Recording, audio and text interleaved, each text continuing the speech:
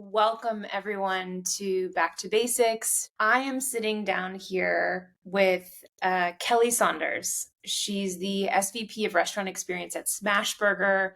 Kelly brings decades of restaurant training experience from Quiznos University to Applebee's. Now she's leading Smashburger's transformation.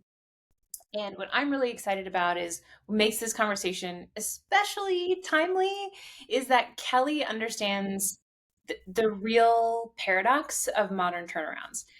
She knows when to go slow on strategy so that you can move fast on execution. And I think that's a tough balance to strike. So what we're going to do is we're going to walk through two real examples from this past year at Smash. First, how she migrated 200 locations to Opus in 60 days. Yes, you heard that right.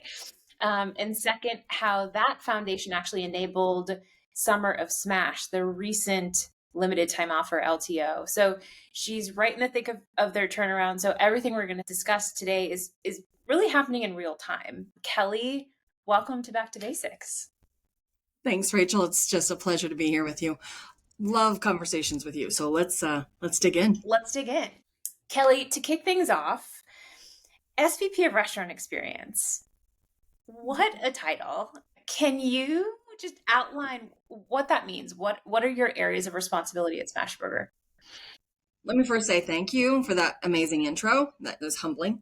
But I have to say that the journey that I've had with Smashburger over the last 14 years has not been alone. And everything that we're going to talk about today, I have some amazing team members that have walked this journey with me. So I can't take all that credit because they definitely were in the trenches and have been a big part of everything we're going to talk about today. So shout out to you, team. I've been in this new role for 6 months.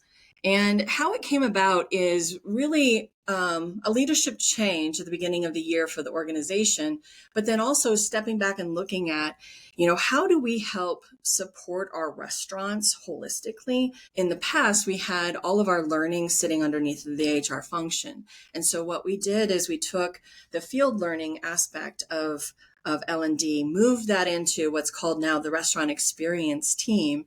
And in addition to that team, we have field learning, we have internal communications, operations platform, which is operationalizing everything start to end for the four walls of the restaurant.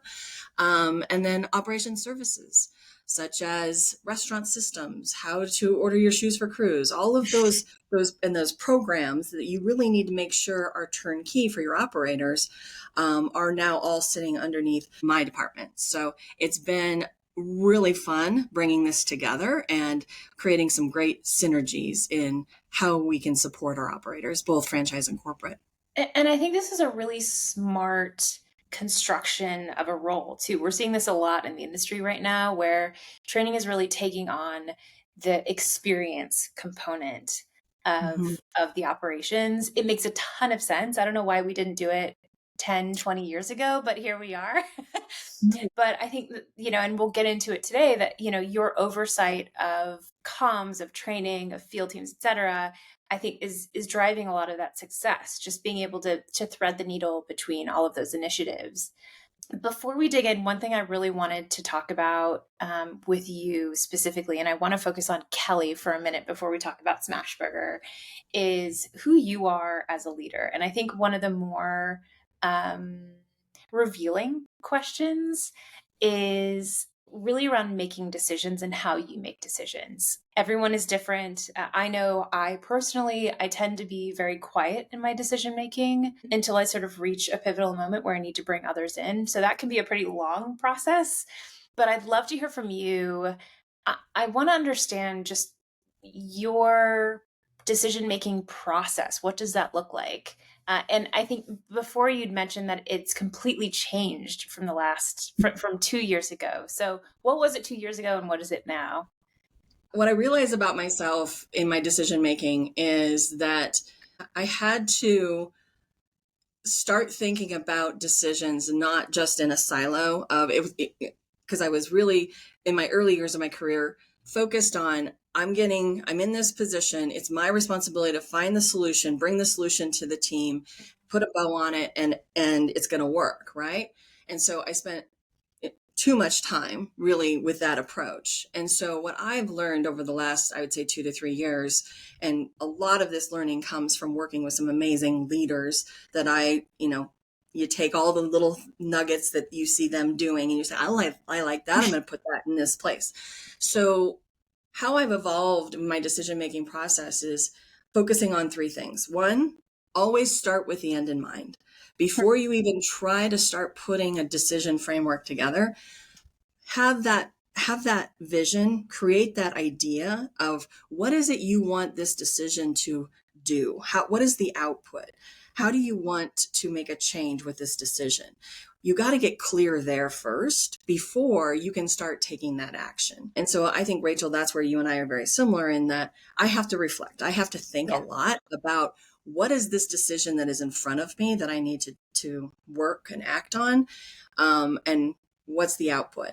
When I'm confident in that, that's when I move into really making sure that I've got a good needs assessment completed and understanding what does the business need.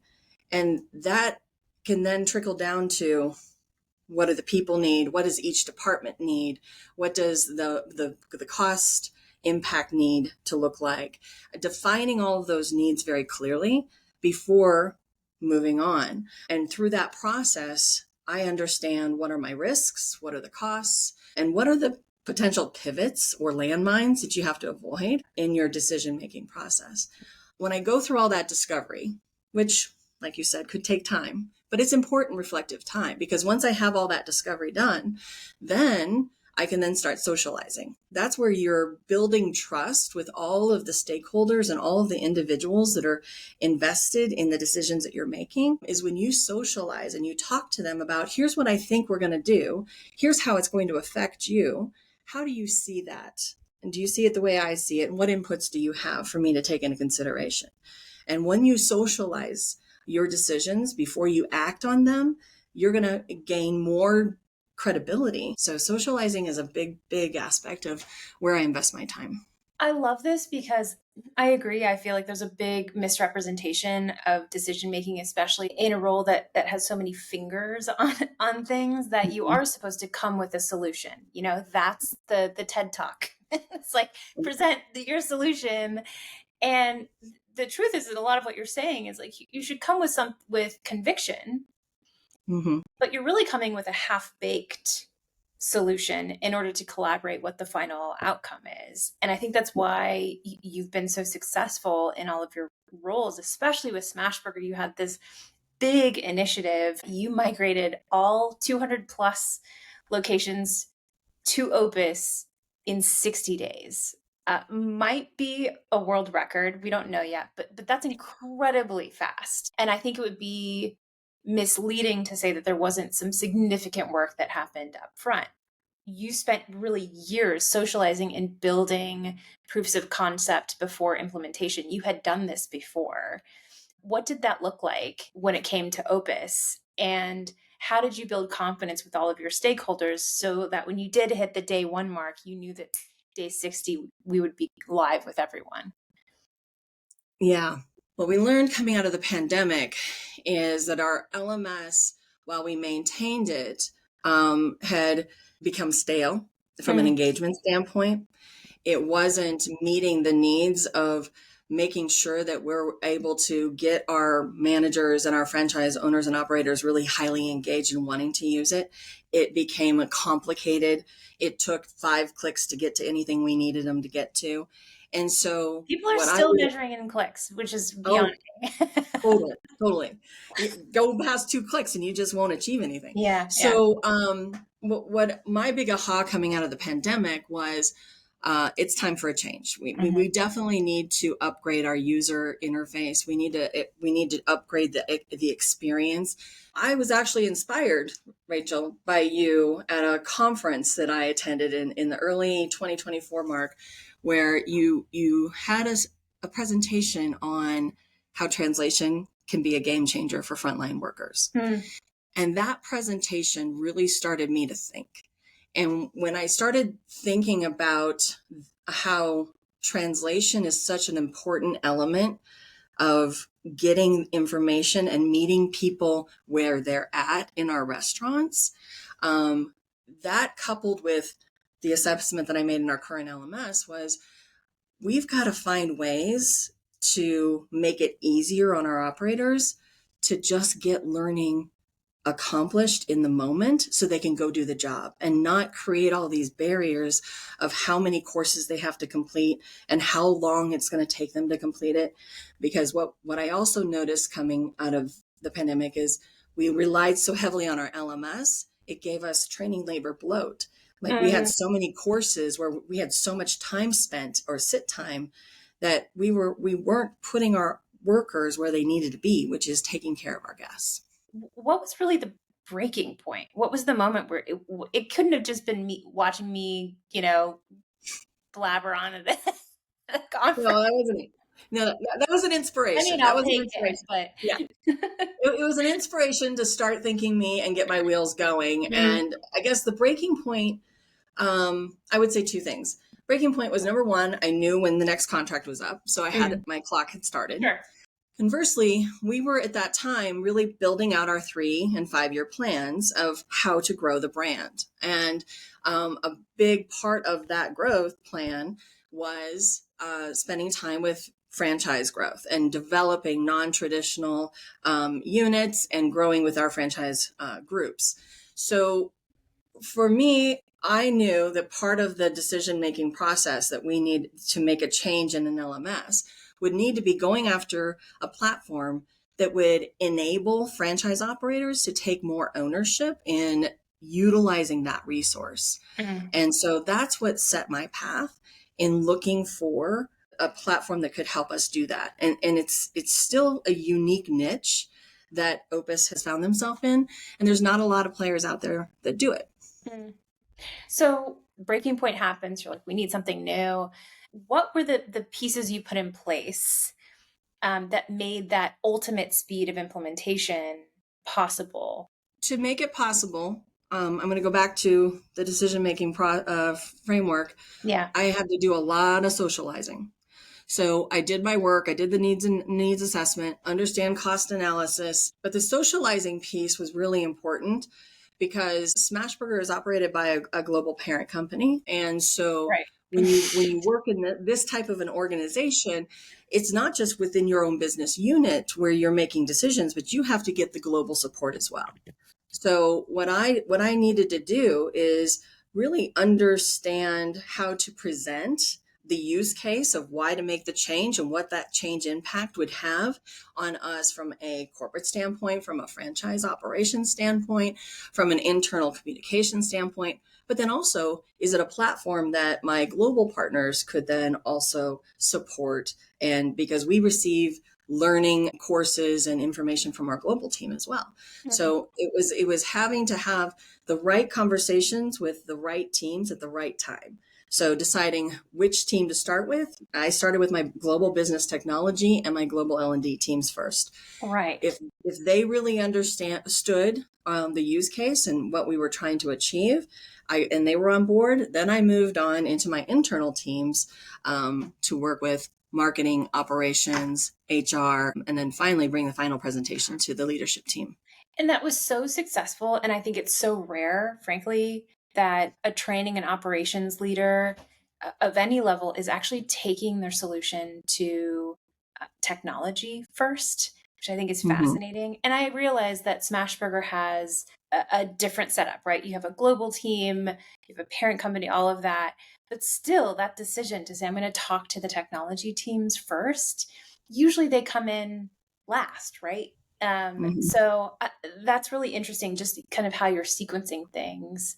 Now, at this point, you have, just to sort of wrap up why that implementation was so speedy, is you did the grunt work of socializing, but that also included franchisees. So let's just kind of get straightforward here. Like Opus was your third LMS. So I'm sure that franchisees must have felt a little burnt out and tired of new tech. So how did you get them to switch platforms so quickly and so successfully?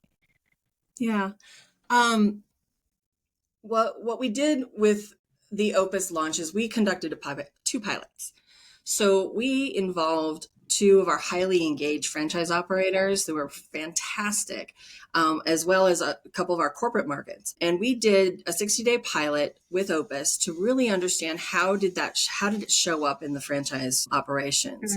And they really helped shape how we communicated and how we rolled out to the rest of that franchise community. And because they're highly engaged operators, they're successful with their metrics, it really told a great story of this is how Opus can help us in a new way of learning at Smashburger. And so we really leveraged that. And I would say we over communicated, which in the past, when I look back in other LMSs, we didn't do as good of a job. And so over communicating, telling the franchisees it's coming 60 days out, teaching them how to use the platform individually with hands-on support from a franchise business consultant and a field learning manager. We put it out there and we stayed vigilant and focused and followed up consistently, and they were prepared. You know what the biggest question on my mind is? 60 days feels so short.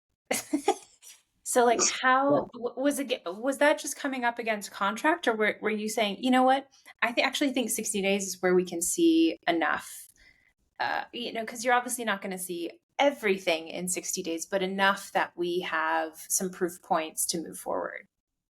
60 days is not a lot of time. It was enough time to give us, like you said, the confidence on the KPIs that we knew we wanted to measure against the LMS and the execution and the impact to the business. So why did we agree on 60 days for the pilot? It really did kind of all ladder up to the end of the contract of the existing LMS.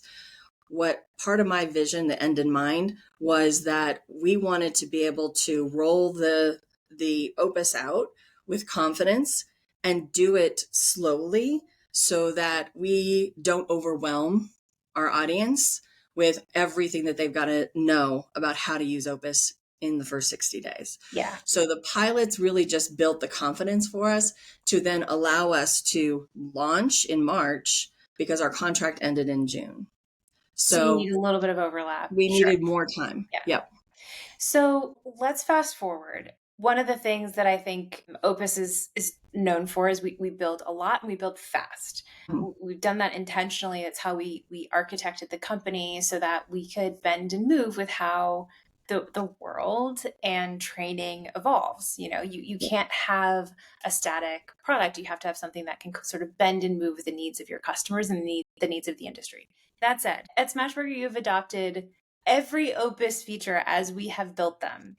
Obviously, training, interactive training, resources, so like a content management system, tasks, AI-powered search. What's your process for, and I think this is good for all of the training leaders out there, like how do you decide what to implement? These are all things that touch different parts of an organization, right? Tasks isn't necessarily a training component, but it's linked to that. So what goes on in your mind when a new feature comes out, and how do you decide if that's something that you want to deploy? Yeah. Well, I cannot say that it's only my mind noodling that. So I have an amazing L&D manager, Maddie Wazell, and she's so in tune with what operations is saying about what's working, what's not working. And she uses the analytical dashboard of Opus to really hear what the managers are saying about the courses and how they're reacting to what's happening in the system. And so I really leverage her insight to help us decide, can the system handle one more thing right now?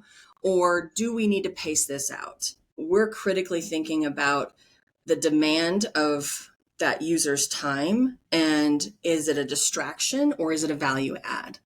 And there's certain things that we knew when we launched Opus, we had to have non-negotiable. It had to happen because we wanted to make sure when we got our users into Opus, it was truly the beginning of a watering hole. And I think about watering holes as, I'm a farmer rancher daughter, so, cows come to water. But a watering hole is a place where everybody knows that if I get into Opus, I can learn, I can communicate, I can connect, I can celebrate, I can get direction on how to run my shifts. And if I know that that watering hole has all of that rich information, my engagement and my want and desire to get in there is going to be a lot higher.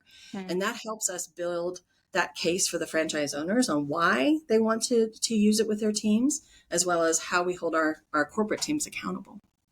So I love that sort of placement on how you're thinking about new things. A lot of what I heard is, okay, well, my team's actually on the ground. They're the ones who are telling me what they need. But at the same time, they're balancing that with what are the operators telling me that I need. I think one of the biggest mistakes that a lot of businesses make is they roll it out because the corporate office thinks it's cool or useful, but maybe it's not to those that are on the ground. It's just too much.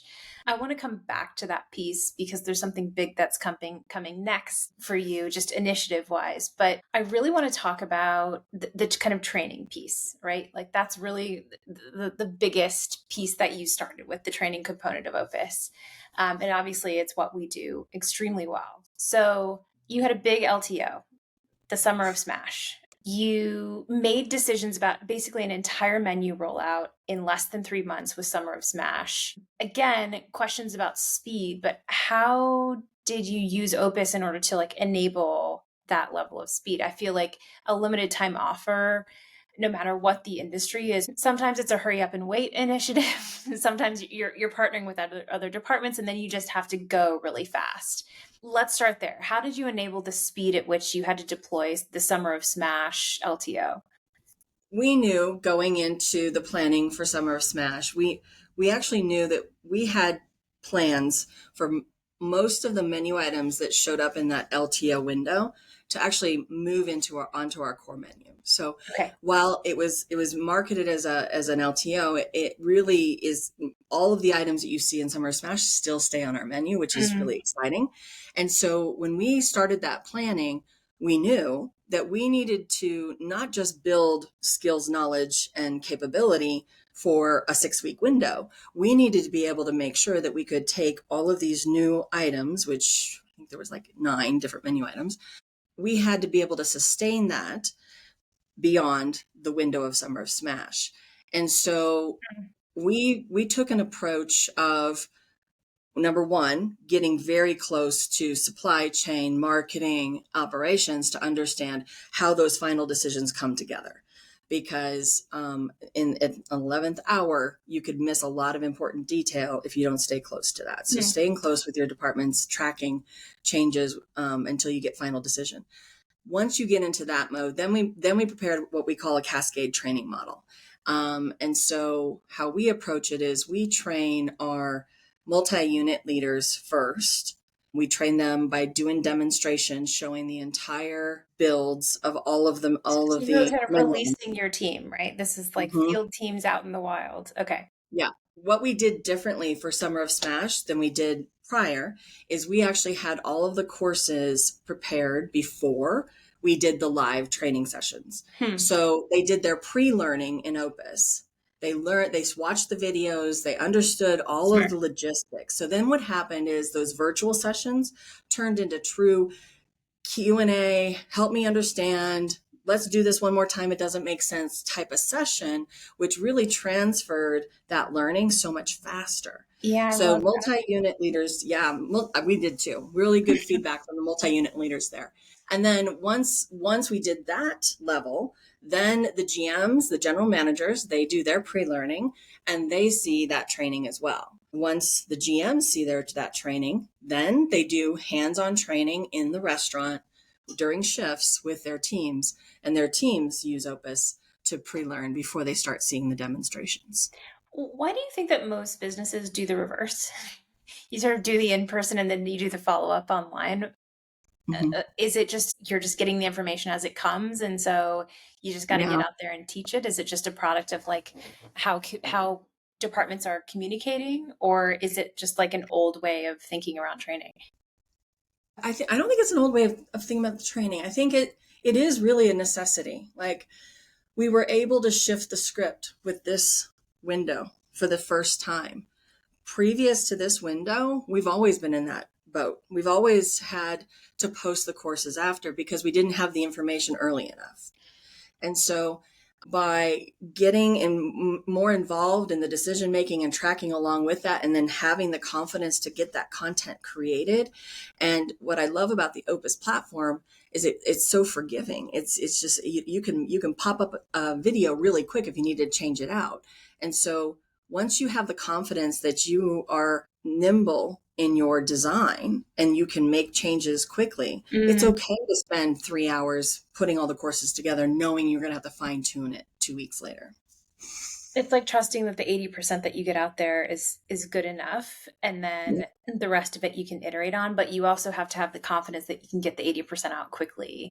I feel like so many people listening are probably saying like, well, duh, like, of course you teach it first. But in the reality, and I, having been an operator myself, that's actually not the case. You think about that in theory, that you should present first and then you should practice and then you produce independently, but that's not the reality of what happens when you're in a heavily franchised business where you're kind of responding to the needs of so many different departments that oftentimes the easiest, although the most costly thing to do is deploy your field teams to just do the training. And so I love that you were able to kind of speed that up and say, no, we're going to do the pre-learning first to make my teams actually more efficient too, and turn them into coaches beyond just presenters.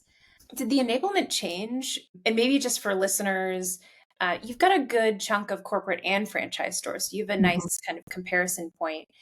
How do you approach enabling corporate stores versus franchise in that scenario in the Summer of Smash LTO? Or is it the same? Same buy-in as well initially?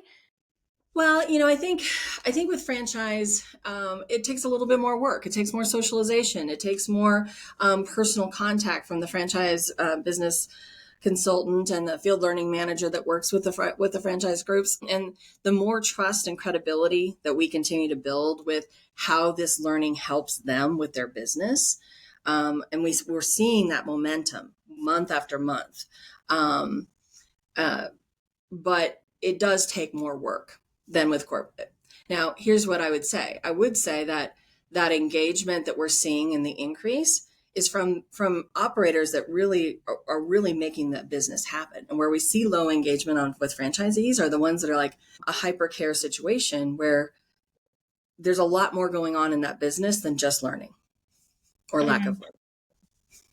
So I think I agree with you on the we need to train corporate and franchise, of course, but there is a bigger lift when it comes to franchise because frankly, you're supporting somebody who's running their own business. It is somebody who has their own, they have the best interest of the brand in mind, but they're also running their own operation. So you're sort of encountering this other vector that you need to be respectful of. That brings me to my next question around Summer of Smash. All right. So it's this big LTO. It actually has a longer tail to it. We learned, I guess, more broadly speaking, how do you decide?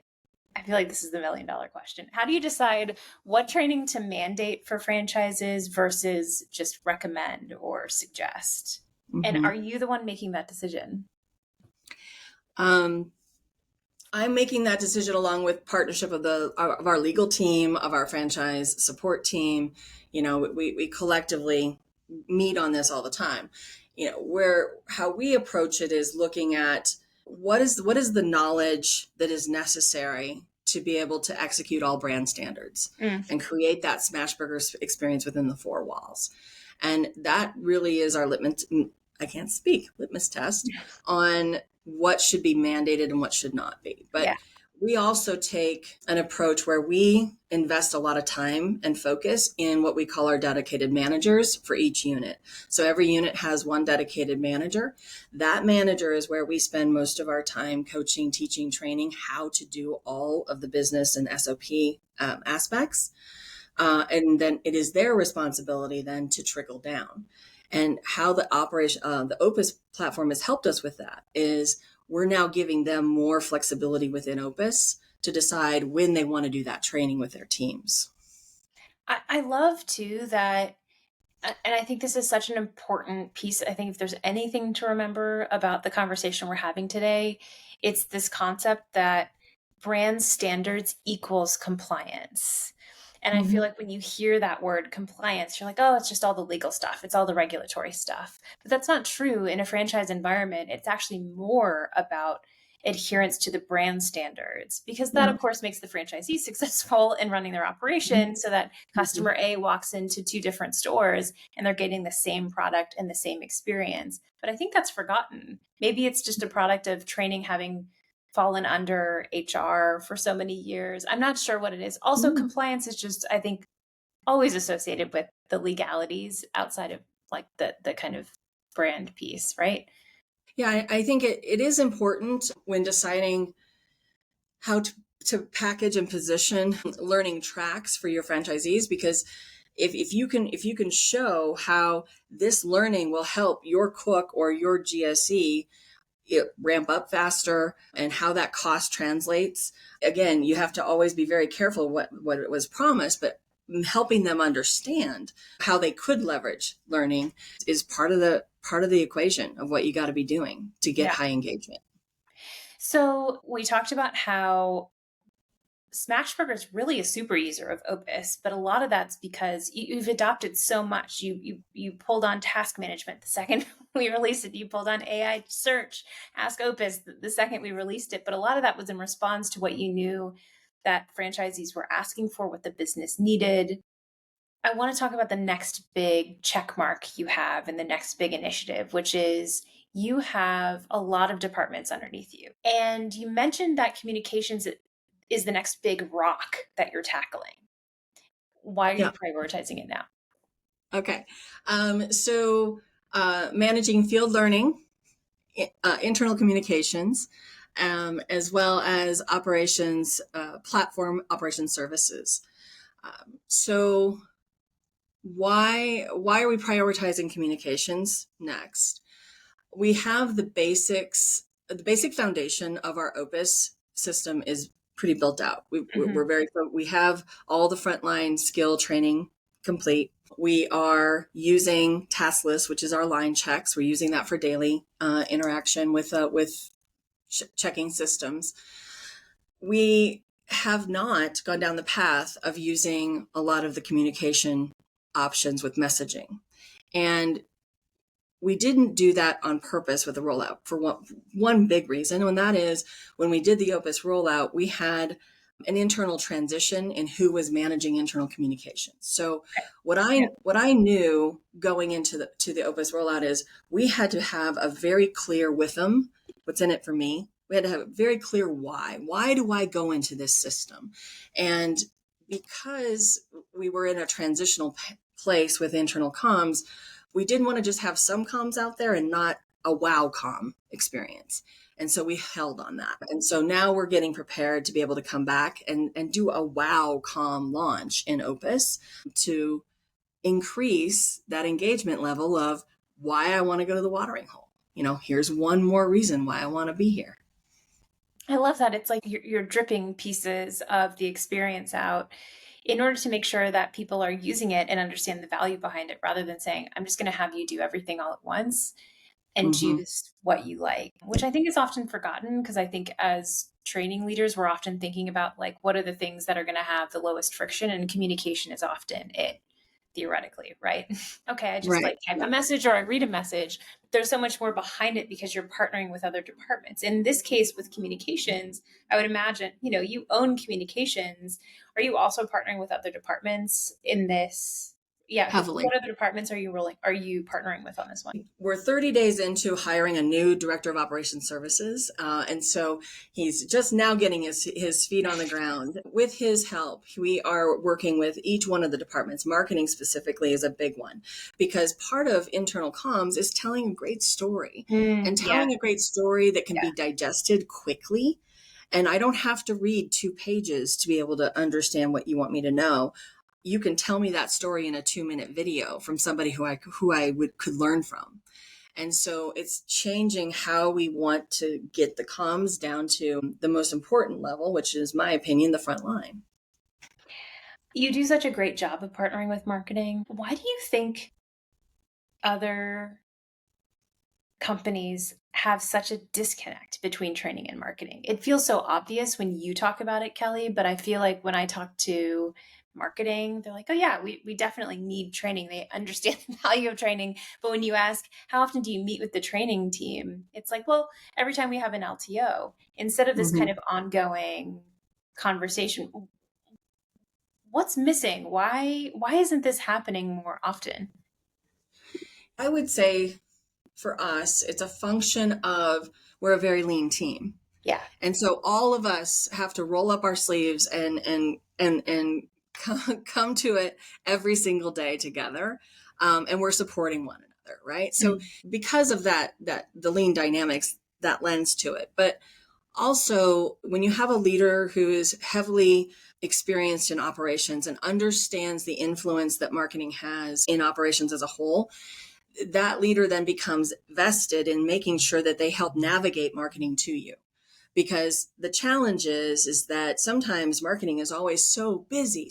There's so many things we got to work on, right? PR, external, internal. When you have an LT that is committed to helping navigate the right departments together at the right times, that's very helpful as well. Kelly, as you think back, what are a couple of things that you wish you knew at 20 locations that you now know at 200 locations? Things that would have just made life better and easier for you. I would say, for me, it's the aha that implementing an LMS cannot be a silver bullet. It's not when you turn that light switch on, everything, all the metrics of the business improve within 4 weeks. It doesn't happen that way. Yeah.